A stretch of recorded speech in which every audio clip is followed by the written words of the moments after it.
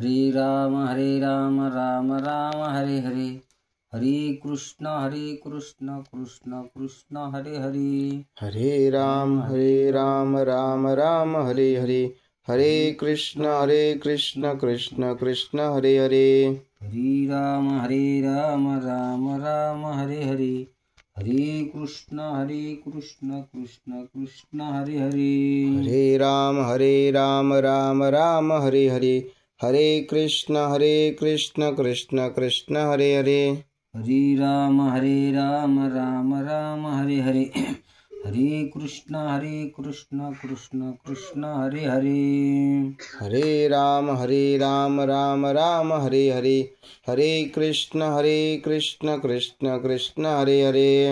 हरे राम राम राम हरे हरे, हरे कृष्ण कृष्ण कृष्ण हरे हरे, हरे राम राम राम हरे हरे, हरे कृष्ण कृष्ण कृष्ण हरे हरे। पुंडलिक वरदा हरी विठ्ठल, श्री ज्ञानदेव तुकाराम, पंढरीनाथ भगवान की जय, माऊली गुरु ज्ञानेश्वर महाराज की जय। ओम ब्रह्मानंदं परमसुखदं केवलं ज्ञानमूर्ति, द्वैन्वातीतं गगनसदृशं तत्त्वमस्यादिलक्षणम्, एकं नित्यमिमलमचलं सर्वादिसाक्षिभूतं, भावातीतं त्रिगुणरहितं सद्गुरुं तं नमामि, सद्गुरुं तं नमामि। वसुदेवं सुतं देवं कंसचानूरमर्दनं, देवकी परमानन्दं कृष्णं वन्दे जगद्गुरु, कृष्णं वन्दे जगद्गुरु। ॐ नमो सद्गुरु तुकया ज्ञानदीपां, नमो सद्गुरु सच्चिदानंद रूपा, नमो सद्गुरु भक्त कल्याण मूर्ति, नमो सद्गुरु भास्कराय पूर्ण कीर्ति, नमो सद्गुरु भास्कराय पूर्ण कीर्ति। पुंडलिक वरदे हरी विठ्ठल, श्री ज्ञानदेव तुकाराम, पंढरीनाथ भगवान की जय, मावली गुरु ज्ञानेश्वर महाराज की जय, सच्चिदानंद सद्गुरु श्रीपाद बाबा की जय, सच्चिदानंद सद्गुरु रामदास बाबा की जय। बोलो रे भाई सब संतन की जय, सांब जय नमो पार्वती पते शिवा हर हर महादेव, गोपाल कृष्ण भगवान की जय, अवधूत चिंतन श्री गुरुदेव दत्त वासुदेव हरी हरी हरी। जरी कल्मशाचा अगरू, तू भ्रांतीचा सागरू, मोहाचा डोंगरू होनासशी, तरी ज्ञान शक्तीची ने पहाडी, ही आगवीची गाथोकडे, ऐशी सामर्थ्य चोखडी ज्ञानी। जरी कल्मशाचा अगरू, तू भ्रांतीचा सागरू, मोहाचा डोंगरू होनासशी। माऊली महावैष्णव ज्ञानेश्वर भगवान यावत जीवाच्या कल्याणासाठी, तुमच्या आमच्या उद्धारासाठी माऊली ज्ञानोबरायांनी ज्ञानेश्वरीचं अवलोकन केलं आणि या जगाला अज्ञान दशेतून बाहेर काढण्यासाठी, जीवदशेतून बाहेर काढण्यासाठी, आत्मस्वरूपाला प्रवृत्त करण्यासाठी ज्ञानोबरायांनी ज्ञानेश्वरीचं अवलोकन केलं आणि ज्ञानोबराया माऊली आणि भगवान श्रीकृष्ण परमात्मा अर्जुनाला म्हणतात, अर्जुना हे पहा, ज्याचे जरी कल्मशाचा अगरू, तो भ्रांतीचा सागरू, तू काय आहेस? जरी तुझ्या ठिकाणी कल्पनेचा आगर झालेला आहे आणि कल्पना जिथे आहे, माणसाला हर एक गोष्टीची कल्पना असते. कारण का जीवाला जीवदशा निर्मुक्त झाल्याशिवाय कल्पना जाऊ शकत नाही. आणि ज्या दिवशी जो निर्कल्प होतो त्यावरतीच त्या साधनेचा तो अधिकारी बनतो. पण माणसाला कुठलं बी हर एकाचं काहीही गोड वाटतं. काहीही गोड वाटणं, काहीवर बी मन बसणं, कशावर बी माणसाची बुद्धी पलट होणं, हा विषय भ्रमाचा आहे. कारण का अंतकरणाची घडी बसल्या नसल्यामुळं माणसाची वृत्ती चंचल होते. माणसाची वृत्ती चंचल झाली आणि तेच वृत्ती माणसाला अधोगतीला नेते. त्याला वाटतो मी सद्गतीचा प्रयोग करतो, साधू संतांची संगतीत राहतो, साधू संतांचं नामस्मरण करतो, पण वृत्ती चंचल आहे, मन चंचल आहे. मन ज्यावेळेला स्थिर होतो तर काय म्हणतात माऊली, अरे जरी कल्मशाचा अगरू, तू कसा झालेला आहेस? तुझ्या अंगामध्ये अनेक गोष्टीच्या कल्पना झालेली. कारण का तू पातकाचा आगर आहेस. जिथे कल्पना निर्माण होती, जिथे शंका निर्माण होते, तिथे पाप तयार होतं. पाप म्हणजे काय? माणसं मारल्याने पाप होत नाही. पाप म्हणजे काहीही केल्याने पाप होत नाही. पाप नाम शंका आहे. पाप नाम संशय आहे. संशयावनी थोर, अनेक पाप नाही घोर. तू पाप करतोस. अर्जुना, तुला शंका झाली. कशाची शंका झाली? की त्यांना मारल्याने काय होईल आणि हे करणं बरोबर आहे का, हे तुझ्या मनात शंका तयार झाली. अरे ज्या साधकाच्या चित्तामध्ये, चित्ताचं ज्या वेळेला चित्त होतो तर तो चैतन्य घन होतो. आणि चैतन्य घन होण्यासाठी, आत्मस्वरूपावर अवृत होण्यासाठी, मोहाचा अंधकार घालण्यासाठी तर साधूचा बोध लागतो. निस्ता बोध जमत नाही, तर अंतकरणाला बोध झाला पाहिजे. अंतकरणावर परिवर्तन झालं पाहिजे. परिवर्तन झाले पाहिजे याचा अर्थ काय आहे? जसं पाणीच आहे पण फ्रीज मध्ये ठेवल्यामुळे त्याचं परिवर्तन थंड झाले. घागरीतही ठेवलं आणि फ्रीज मध्ये ठेवलं.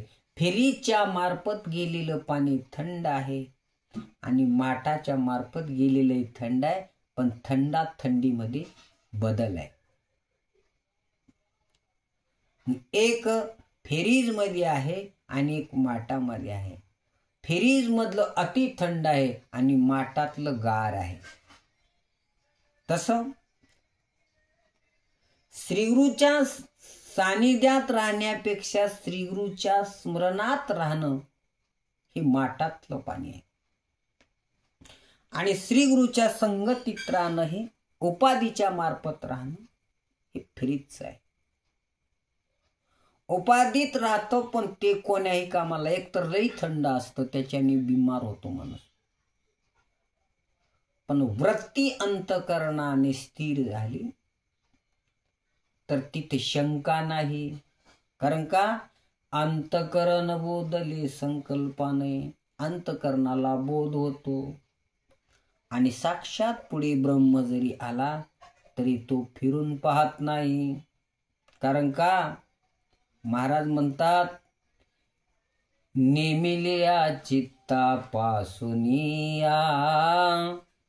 नेमिल्या चित्तापासूनिया चित्तापासुनिया पांडुरंग ध्यानी पांडुरंग मनी जागृती सोपनी पांडुरंग. कारण का नेमिलिया चित्तापासुनिया, माझ्या चित्तामध्ये एक बसलेला आहे. मी अनेकाकडे पाहणार नाही. अनेकाकडे पाहतो, अनेकाच्या वृत्तीत लीन होतो, अनेकाच्या शब्दाच्या बळी पडतो, अनेकाच्या संगतीत बळी पडतो, अनेकाच्या भाषणात बळी पडतो, अनेकाच्या संपत्तीवर बळी पडतो. तर हे काय आहे? तर पाप आहे. म्हणून महाराज म्हणतात जरी कल्मशाचा अगरू. कल्मशाचा म्हणजे कल्पना करणंच, त्याच्यावर शंका घेणं आहे. म्हणून तो त्याच्यासारखा पाप कोणचं नाही. तर तू काय करशील? तू पातकाचा आगर आहेस, भ्रांतीचा समुद्र आहे. समुद्रात जसं पाण्याला अगणित त्या पाण्याचा अंत नाही, तसं तुझ्या भ्रांतीचा सुद्धा अंत नाही. अशा भ्रांतीच्या समुद्रात पडलेला असतो आणि तोच त्या पापाला कारण बनतो. आणि तेच कारण, तेच पाप, तेच कारण अधोगतीला ठरवतो. वाटतं मी प्रवचन करतो, मी प्रवचनात राहतो, कीर्तन करतो, भजन करतो, रात्रंदिवस त्याच्या सोबत आहे, नामस्मरण करतो, पण नाही निर्मळ जीवन, काय करील सावन. अंतःकरण जर निर्मळ नसेल, जसं पुराच्या पाण्यात, गढोळ पाण्यामध्ये पांढरे कपडे धुतले तरी ते काय पांढरे होत नाहीत, तसं अंतःकरण जर शुद्ध नाही, भजन करून उपयोग नाही, परमार्थ करून उपयोग नाही. अंतःकरण शुद्ध पाहिजे. अंतःकरण शुद्ध होण्यासाठी एकच निष्ठा पाहिजे. निष्ठा निष्ठी नाही. ज्या दिवशी तुमची निष्ठा निष्ठी होईल त्याच दिवशी तुम्हाला काही कळणार नाही. म्हणून तू काय आहेस? बाबा रे, तू भ्रांतीचा सागरू, तुला भ्रांती झालेली आहे आणि अशा भ्रांतीच्या समुद्रात पडलेला आहेस. आता तुला निघणं शक्य नाही आणि तुला त्या समुद्रातून, त्या भ्रांतीतून निघायचं असेल तर भ्रांतीपासून हिरतले ज्ञानोबराय म्हणतात, गुरुवाक्ये मन धुतले. अरे गुरुच्याच वाक्याने मन धुवावं लागतं, तर तुमच्यात झालेली भ्रांती जाते. गुरुवाक्ये मन धुतली, आत्मस्वरूपी घातले हरुनिया. आत्मस्वरूपाला प्राप्त व्हायचं असेल तर तुला गुरुवाक्याचीच गरज आहे. अनेकाच्या नादात पडण्यापेक्षा माऊली श्रीगुरूने आपल्याला दिलेलं जे तत्व आहे आणि त्या तत्वाशी एकरूप व्हावं लागतं. एकरूप होण्यासाठी अनेक अडचणी येतात, अनेक अडथळे येतात. त्याच्यातून तुम्हाला जर मुक्त व्हायचं असेल तर तुम्हाला ही साधनाच करावं लागेल. साधनाचे सार मंत्र बीज हरी, आत्मतत्व धरी तुची एक. आत्म्याला आत्म आणि तत्व, तत्व एकनिष्ठपणाने जर राखून ठेवलं तर त्याचं मन कुठं भटकणार नाही.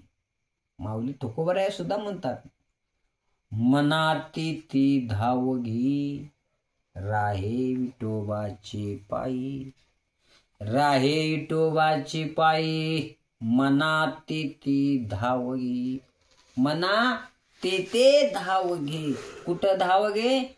जिथे पांडुरंगाचे पाय आहेत, विठोबाचे पाय आहेत आणि जिथे साधू संत आहेत तिथे मना तू धाव घे. घे धाव विठोबाच्या पायी राही. राही विठोबाच्या पायी आणि मनात तेथे धाव घे. तिथे धाव घ्यावावं की जे तत्व आहेत तेच पांडुरंगाचं स्वरूप आहे आणि तेच विठ्ठलाचं स्वरूप आहे. विठ्ठल स्वरूपामध्ये त्या नामस्मरणामध्ये तुम्ही मग्न नाही होणार तोपर्यंत परमार्थ हजारो वर्ष केली तरी कळणार नाही. हजारो वर्षे, एक नाही दोन नाही, हजारो जन्म जरी घेतले तरी परमार्थ कळणार नाही. परमार्थ नव्हे लेकुराच्या गोष्टी. ह्या लेकुराच्या गोष्टी नाहीत बाबा, फार कठीण आहे. भक्ती ते कठीण सुळावरले पोळे, अशी कठीण भक्ती आहे. या भक्तीमध्ये रममान होण्यासाठी बाबा तुला हे शंका काढावं लागतील. त्या शंकेचं तुला भ्रम झालेला आहे. अनेकाच्या संगतीत गेल्यामुळं काय होतो, भ्रम तयार होतो, भ्रम. आणि तो भ्रम घालवण्यासाठीच तत्वाची गरज आहे. पण काय म्हणून तर काय की महाराज सांगते की जे गुरु कृपा होईल पारतागा. ज्या वेळेला गुरुची कृपा होते, गुरुची कृपा का होत नाही आणि गुरु कृपा का करीत नाही, हा दोन प्रश्न आहेत. गुरुची कृपा का होत नाही, का होऊ नये, बर, आणि गुरुकृपा का करत नाहीत, का करू नये, असे दोन प्रश्न आहेत. अरे बाबा, गुरुच्या कृपेला पात्र झाल्याशिवाय गुरुकृपा करू शकत नाही. आणि जरी गुरुकृपा केली तर त्या पात्रात ती राहू शकत नाही. का बरं, तर त्याच्या अंतःकरणात ते बोध बसण्यासाठी, कृपेचा प्रसाद बसण्यासाठी अंतःकरणामध्ये जागा असली पाहिजे ना. ज्याच्या अंतःकरणामध्ये जागा नाही तर तो बोध रुजलाच असं सांगता येत नाही, राहू शकत नाही. वाटतं वाचेला आहे पण वाचेने घेऊन फायदा नाही. ते त्या अंतःकरणातूनच उमगलं पाहिजे, त्याच्या अंतःकरणापासून उमगलं पाहिजे. अशा हजारो वर्षे नाही, हजारो जन्म घेतले तरी त्याचा परिणाम काही होणार नाही. एवढं होईल की त्याचं तुम्हाला पुण्य प्राप्त होईल आणि पुण्याच्या जोरावर तुम्हाला काही करता येईल. पण आत्मस्वरूपामध्ये जाणं शक्य नाही. कारण का, त्याला पाप आड आलेलं आहे. कोणचं पाप आलेलं आहे तर ते संशयरूपी पाप आहे. कारण का की नामावर विश्वास नाही, त्या बोधावर विश्वास नाही. ज्याचा विश्वास बोधावर आहे तो तिथून ढळतच नाही. आणि जो ढळतो ना त्याच्या बोध झालाच नाही, हे 1000 पटीने सांगू शकतो. कारण का ज्ञानोबराय तेच म्हणतात की जर तुला त्याचं कारण सांगतो की तुझी स्थिती काय झाली, तुझी अवस्था काय झाली, तेच ज्ञानोबराय त्याचं वर्णन करतात. काय करतात, जरी कल्मशाचा अगरू तू भ्रांतीचा सागरू आणि मोहाचा डोंगर होऊनासशी. तू काय झालेला आहेस बाबा, तू पातकाचा आगर झालास. तुला शंका तयार झाली. शंका हेच पाप आहे, संशय हेच पाप आहे. आणि ह्या पापा इतकं कुठलंच पाप मोठं नाही. माणसं मारलेल्या पापातून जामीन होईल. कोंबडे बकरे खाला तरी ते पाप असलं तरी त्या पापातून मुक्त होईल. पण हे अज्ञानातलं पाप आहे. पण हे पाप एक असं आहे, जाणून केलेलं पाप आहे, कळून केलेलं पाप आहे. या पापातून सुट्टी नाही. तर तू काय केलास, तुला कल्पना झाली आणि त्या कल्पनेने तू ब्रह्म असून सुद्धा जीवदशेत आलो. जीवदशेतला माणूस भरकटत असतो. जिकडे चांगलं दिसेल तिकडे पाहत राहतो. जिकडे काही वाटलं तिकडे फिरतो. त्या मनाला बंधन नाही, त्या मनाला ताबा नाही, त्या मनावर कुणाचं आवरण नाही आणि त्याला कुणाची भीती नाही. जर त्या मनाला भीती असती तर ते मन भटकतच नाही. कारण का, मन सदा भीतशी गुरुशी. पण गुरुच कळला नाही, भिण्याचा प्रश्न नाही. काय कळला नाही, ज्याला गुरुच कळला नाही ना तर त्याचं मन थांबतच नाही. आणि ज्याला ती वस्तू कळाली, वळकारे वस्तू सांडारे कल्पना. कल्पना कशाने जाती तर वस्तू कळाल्यामुळे जाते. तर वस्तू काय आहे? वस्तू हे ब्रह्म आहे. ब्रह्म कळल्याशिवाय वस्तू निर्देश होणार नाही. आणि म्हणून वृत्ती का स्थिर होत नाही, मन चंचल का होतो, तर गुरु वाक्य कळलं नाही. आम्हाला काय सवय झाली, इथं काय भेटल तिथं काय भेटल, त्याच्या तोंडातून काय ऐकायला मिळेल, याच्या तोंडातून काय ऐकायला मिळेल, ही व्याभिचारी भक्ती आहे. याच्या पदरात तर काहीच पडत नाही. आयुष्य फुकट जातो, वेळ फुकट जातो आणि सगळं फुकट जातो. आणि त्याच्या मागे भटकण्यामध्ये आयुष्य निघून जातो आणि सरती शेवटी पश्चाताप होतो. पण आयुष्य संपलेलं असतं. मग तिथं काय मिळणार आहे? त्याच्यासाठी महाराज म्हणतात, आयुष्य जात आहे पहा, काळ जपतसी महा, सोहिताचा घोरवा, ध्यानी रावा श्रीहरीच्या, आयुष्य जात आहे पहा, आयुष्य जात आहे. आयुष्य जातो. मग शेवटी काय उरलं? ज्या स्वरूपाच्या ठिकाणी जाण्याचा योग येतो आणि तोपर्यंत आयुष्य संपलेलं असतं. मग आता आयुष्य संपल्यावर तिथं काय करणार आहे? तेवढ्यामध्ये निघून जातो आणि फुकट वेरझाऱ्यामध्ये आयुष्य घातलं.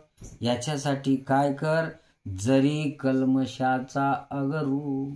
अरे बाबा, तुझ्याकडे एवढी जरी कल्पना झाली असेल, तू एवढ्याही भ्रांतीत जरी पडला असशील, तर कल्पना म्हणजे काय आहे? कल्मशाचा आघरू म्हणजे तू काय आहेस तर तू पातकाचा आगर आहेस. पातकाचं तुझ्या हृदयात बसस्टँड झालेलं आहे. जसं गुरुग्रहामध्ये ज्ञानाचं भांडार आहे, तर तुझ्या घरामध्ये पापाचं भांडार झालेलं आहे.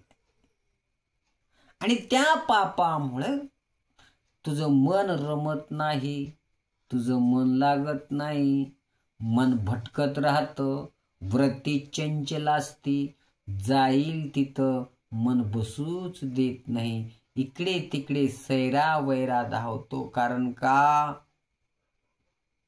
तर बोध नाही, त्या बोधावर निश्चय नाही, त्या बोधाचं अनुकरण नाही, त्या बोधाला आम्ही पाहिलं नाही, त्या बोधाचं काय आहे याच्याकडे आम्ही लक्ष दिलं नाही.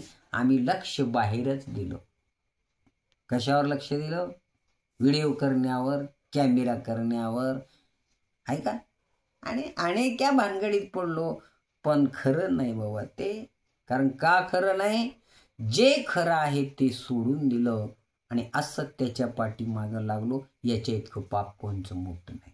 ज्ञानोबराय तेच म्हणतात की काय, की बाबा अर्जुना हे पहा, अरे तू पातकाचा आगर आहेस.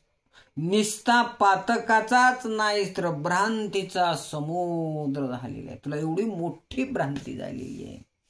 तुझ्याला गुरु म्हणतोस ना, अरे ते गुरु नाही. जो गुरु नाही, कारण का गुरु नाही तर गुरु गुरुच्या ठिकाणावर नाही म्हणून गुरु नाही.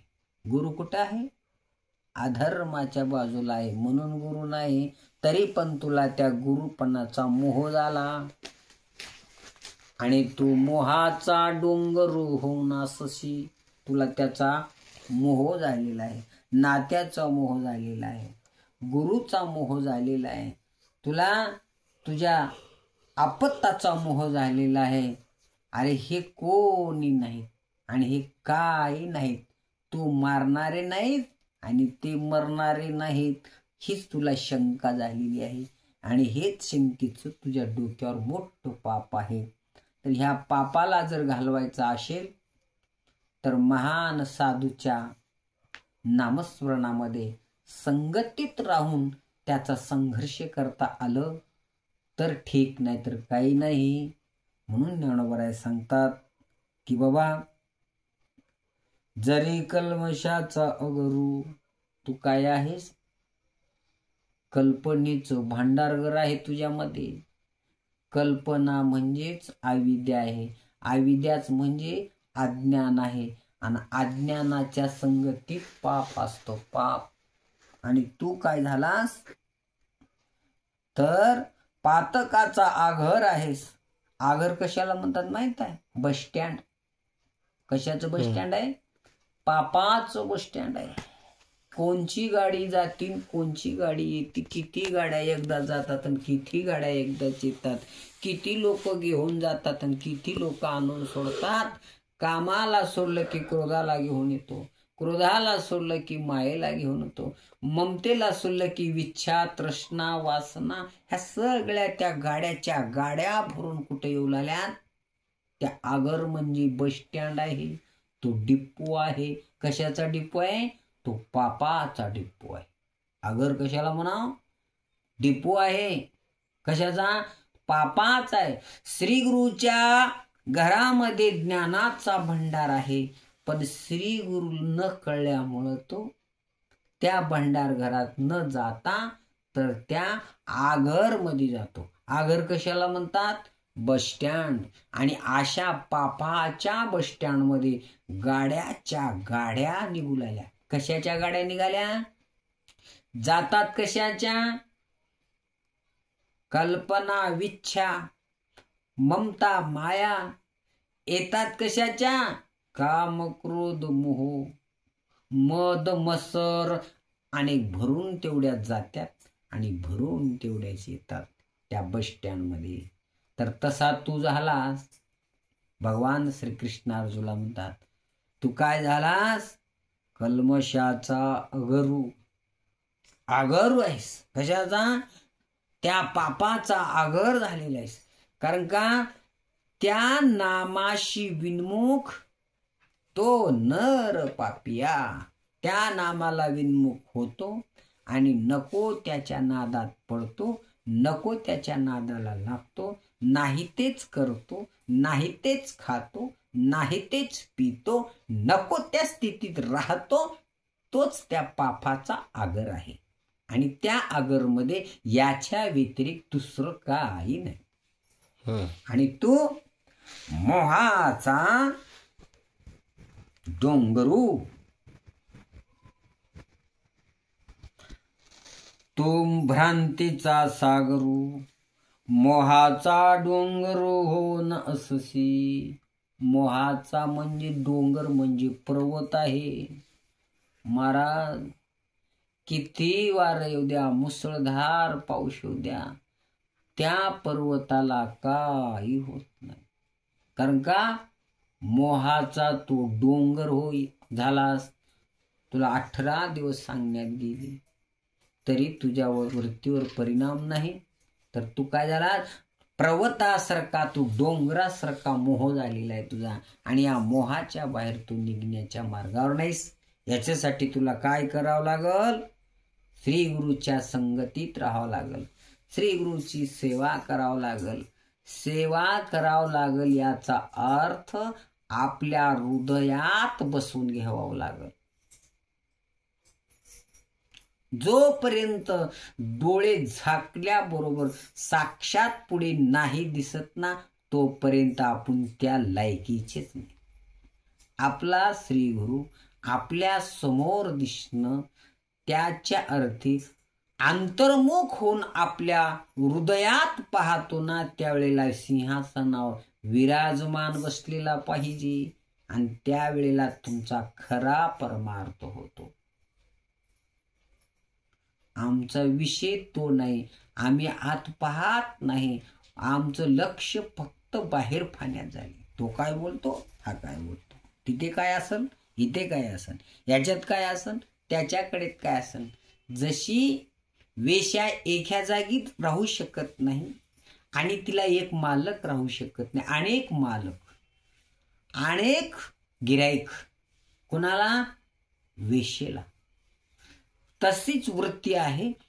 त्याचप्रमाणे अनेक तरंग क्षणोक्षणा पालटती रंग एका क्षणामध्ये माणसाची बदल होतो, एका क्षणामध्ये माणसाची वृत्ती बदलून जाते.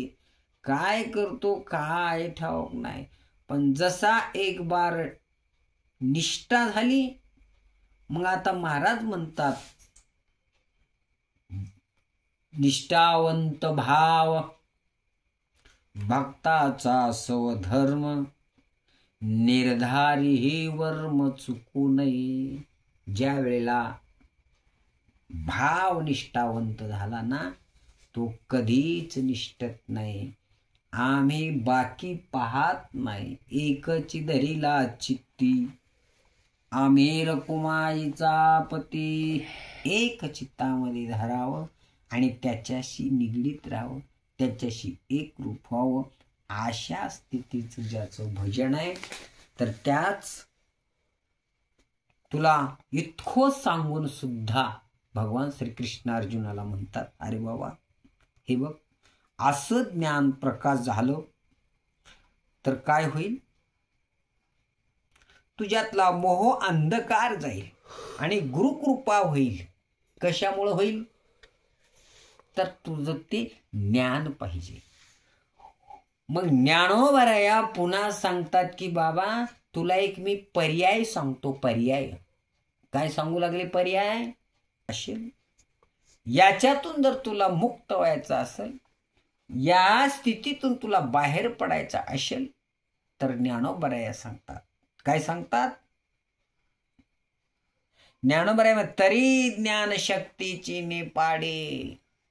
बघ तुला याच्यातून मुक्त व्हायचं असेल ना, या मोहातून निघायचं असेल ना, या बस स्टँड मधून निघायचं असेल ना, ह्या पर्वता एवढा जरी तू झाला असेल, तर त्याच्यातून तुला मुक्त होण्याचा एक मार्ग सांगतो. पर्वताप्रमाणे पातक करणे आणि वज्रलेप होणे अभक्ताशी.